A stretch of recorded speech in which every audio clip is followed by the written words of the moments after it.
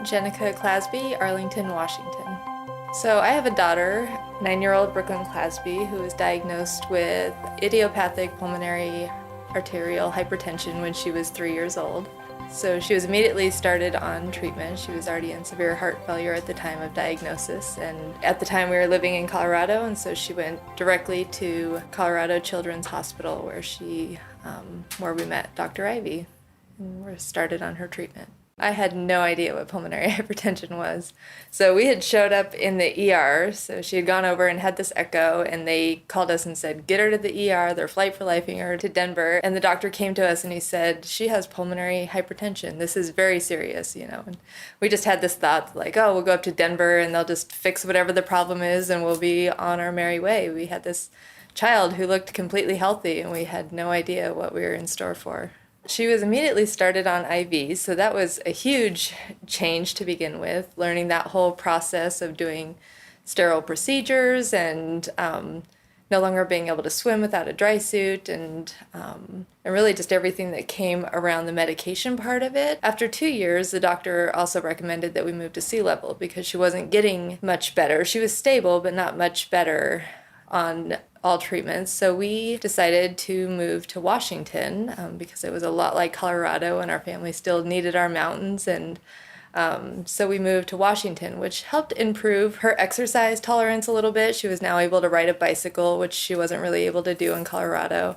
But we still didn't see any improvements in her pulmonary hypertension. So that was a little disheartening to not see that improvement. We had hoped that her pressures would maybe improve, but unfortunately, it didn't. It was very challenging because all of our family and our entire support system was in Colorado. But on the other hand, it's kind of fun to just have to pack up and go on this new adventure. And that's just kind of the way we chose to look at it is, hey, this is just an adventure that God is sending us on. And we're just going to go to Washington and see what happens. We had never even been to Washington before, but we just went and drove a car and said we were going to drive around till somewhere kind of spoke to us, and this perfect, cute little organic farming town just popped out, and really is just the best community, about 40 minutes from Children's, and has really embraced us. And so we love it there, and our kids are all thriving there, all 3 of our children. And so it really turned out to be the best thing, and we just tried to have a great positive attitude and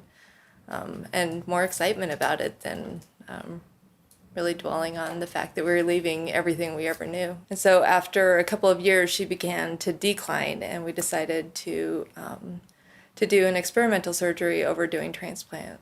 So 2 years ago, we opted for the pot shunt, which is where they connect the pulmonary artery and aorta. So most of her blood bypasses her lungs and just goes down into her aorta. And at the time that we did that, she was incredibly sick. She couldn't walk 10 feet without being very short of breath and was no longer gaining weight or growing or really thriving at all. And so we opted for this pot shunt over a transplant because we can get it done quicker, and transplant was going to take quite a bit of time for her. And the surgery was very rough and very scary, but as soon as she kind of turned that corner in recovery, she has just done amazing, and she's now gaining weight and thriving, and she's playing sports. She played softball this last spring and really is just doing fantastic, and she was able to be weaned off of her IV medications to where now we're just on all oral medications. A total game changer for us. Brooklyn is our middle child, so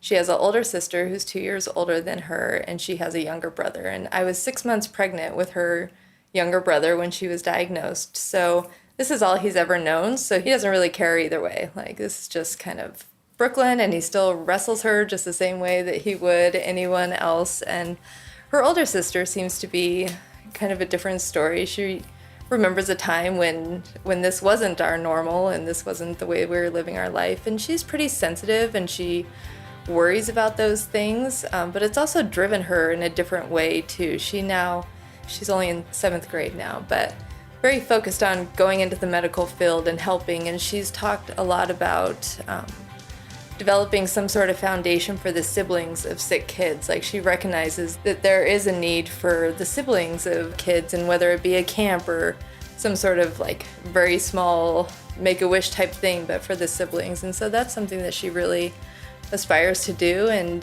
so I think it's driven her in a different way. She's never been jealous or upset over those things, but it's just made her want to do something with it. It's been impressive to watch. I'm Jennica, and I'm aware that I'm rare.